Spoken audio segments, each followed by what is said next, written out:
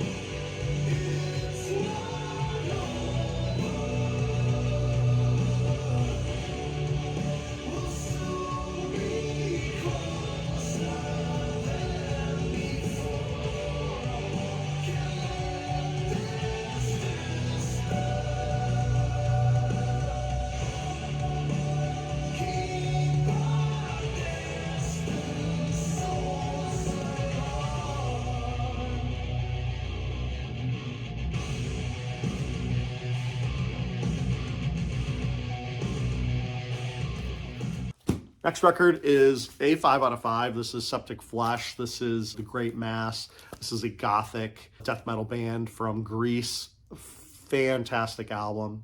This is just a really, really, really good death metal.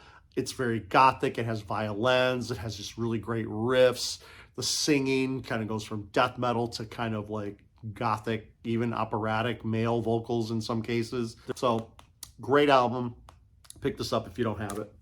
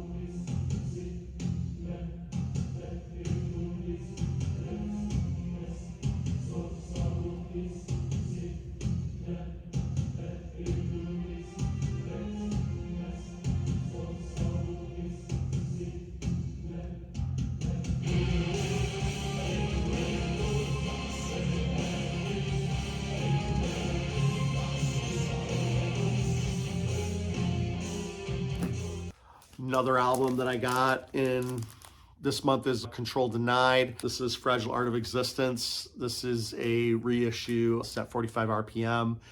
This is pretty good. This is basically Chuck Schuldiner in a band musically very, very similar to Death, at least the progressive stuff, you know, the late 90s stuff of Death, the last couple albums, you know, Symbolic, you know, that kind of time period and a little bit past that. It's good. It's basically Death with clean singing with maybe a bit more progressive elements and a little bit less death metal elements, but it's still very similar to that stuff. So Pretty good album. Not a must-have in my opinion, but it's still good.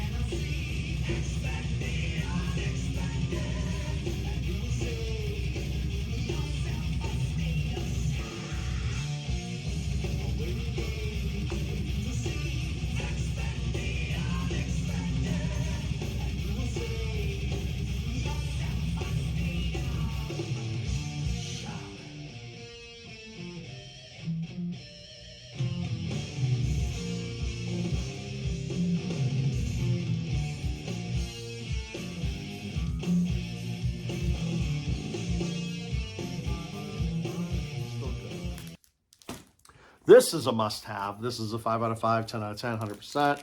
At the Gates, Slaughter of the Soul. Basically one of the first melodic death metal albums, at least in the modern version of melodic death metal. Great, great, great album. This album influenced so many bands that came after to make more of this type of music. Different bands started making clean singing for the melodic parts, making the melodic parts even more melodic, like In Flames, bands like that, at least on their middle albums. So yeah, this is an extremely influential album, and it's really, really great. At the time this came out, it was kind of like a move away from thrash and a move away from death metal to kind of combine those two genres and create kind of almost a new genre. And this is very influential in the Gothenburg melodic death metal sound. A lot of bands are trying to make their version of Slaughter of the Soul, honestly. Yeah, really, really good record.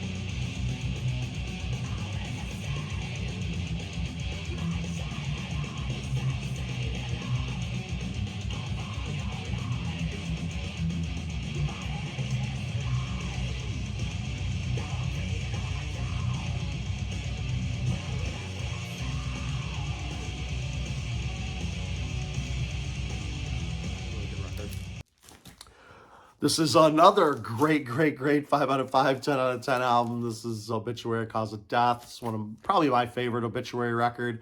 I love this record. When I bought it in 1990, because that's when it came out. That's when I bought it. Probably 90, maybe 91. Came out in September, so I don't know if we bought it right when it came out or not. Probably not, but excellent, excellent album.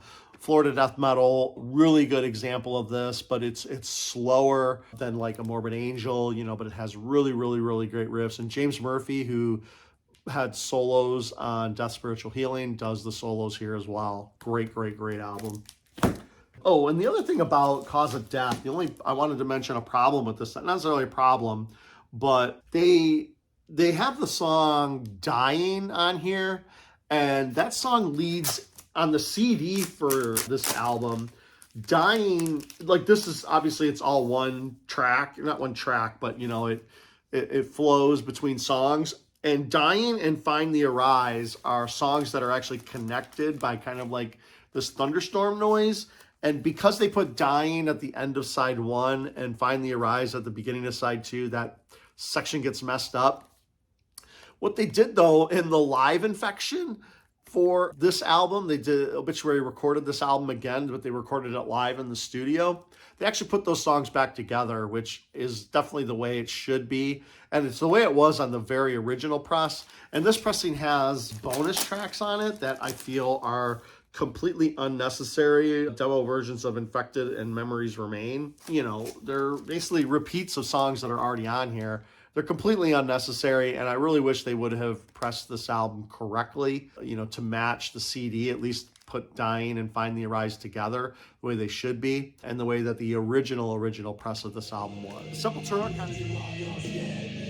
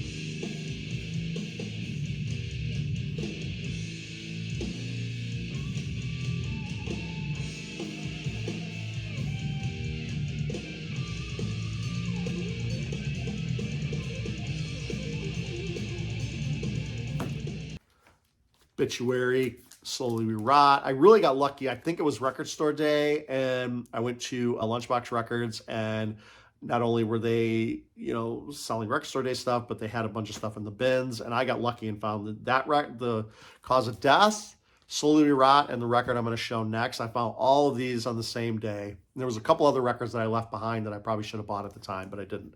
But anyway, Slowly We Rot, this is Obituary's first album. This is also an excellent record. It's just that the recording on this, the quality of the recording of the album wasn't as good as Cause of Death, so it has a really raw sound to it, but it's still really good. The riffs are there, the singing, John Tardy's vocals are just, you know, indecipherable. It's like another instrument, but still, it's fantastic, fantastic, great, and awesome album cover too. Really good stuff here. Kind of almost must-have death metal if you're getting into the genre, or, you know, if you don't have it yet.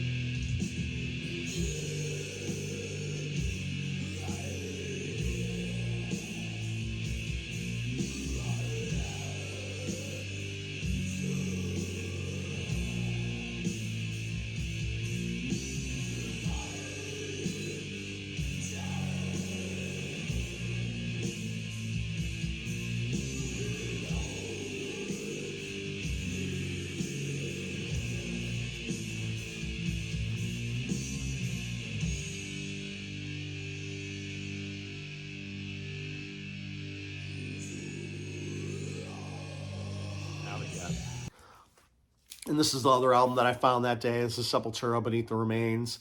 Got really lucky to find all these. Probably the same person sold them all for some. Sepultura kind of did the same thing. You know, when these Roadrunner Records redid these, they put a bunch of bonus tracks on here that I feel are probably unnecessary. It didn't really mess up the, you know, tracks on this one, because none of the songs were like connected with any sound effects or music or anything like that. So it didn't really affect this album, but again, unnecessary bonus tracks. If you're going to put bonus tracks, do it like they did with Arise, where they have them all on a separate album. You know, they did Arise correctly or properly, where they put the proper album on side 1 and side 2, and then any bonus stuff was on a second LP, which is the way they should have done. But this, again, 5 out of 5, 10 out of 10. If you don't have Sepultura Beneath the Remains, you need to look for it and buy it now. Next album.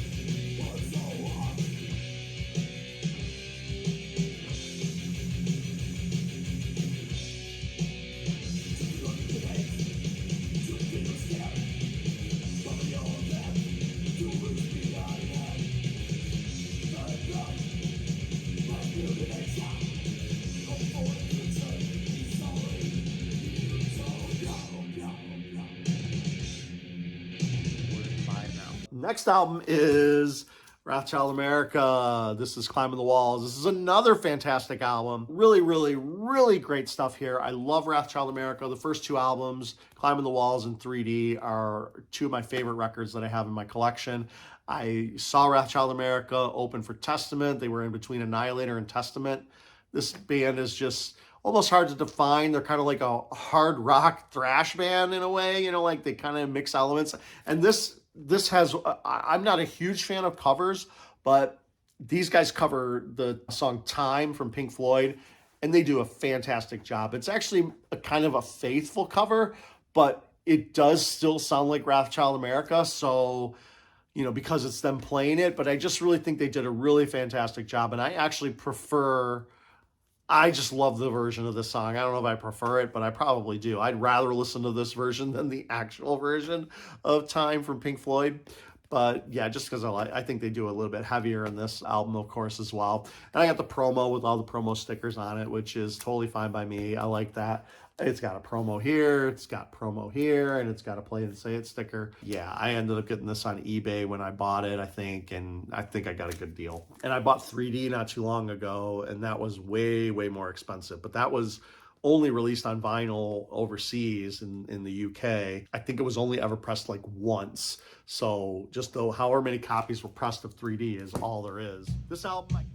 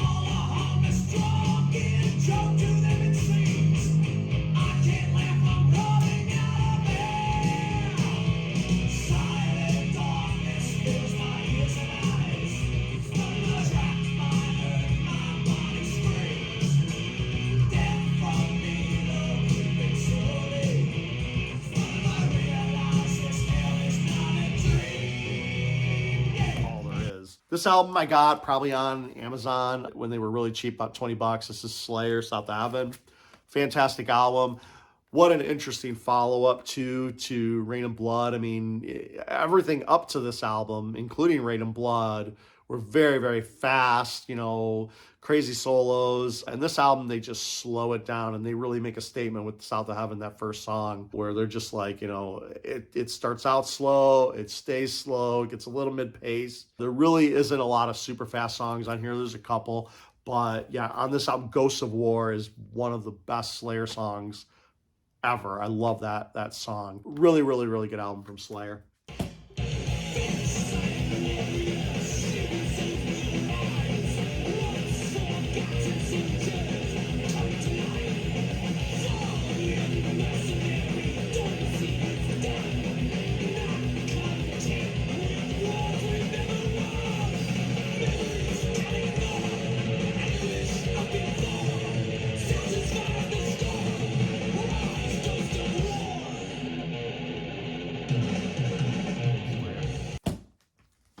This I got when it was repressed on the black end. This is the 598 EP. I obviously had this when I was a kid, when it came out, 1987.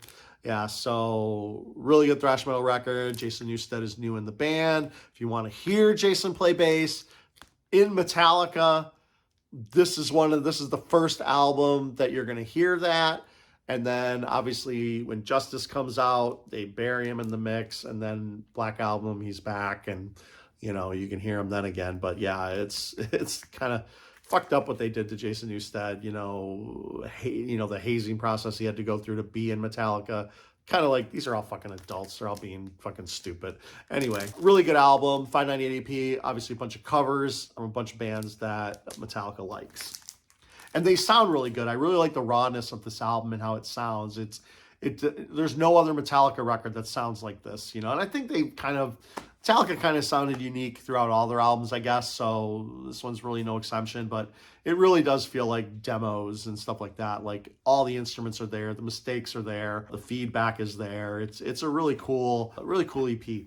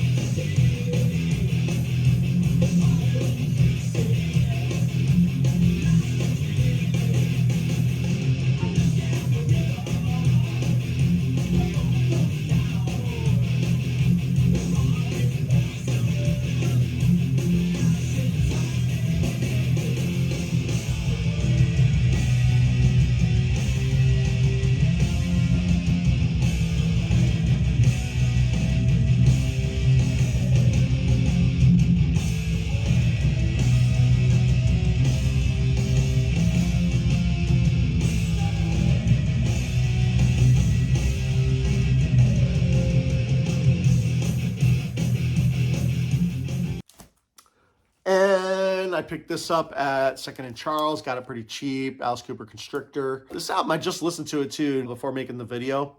This is kind of a real glam record from Alice. Like, this really fits into the glam that was happening in 86, 87, 88. So it's different for Alice because, maybe Trash is probably another album where he was like into, fitting in with the 80s hair metal bands or glam metal bands. And yeah, this album is very glam. The only song on here that's really not is He's Back, The Man Behind the Mask, which is the Friday the 13th song. That song, there's hardly any guitars in it. There's a lot of there's kind of like a keyboard synth thing going on. It's a good song. It has a good chorus, but it definitely doesn't fit on the album. It kind of would have fit better on Welcome to My Nightmare, kind of, because that album has a lot of different types of genres on it. And yeah, Man Behind the Mask is a good song, but yeah, there's definitely some better songs on here. This is actually a good record. I kind of enjoyed listening to it this last spin.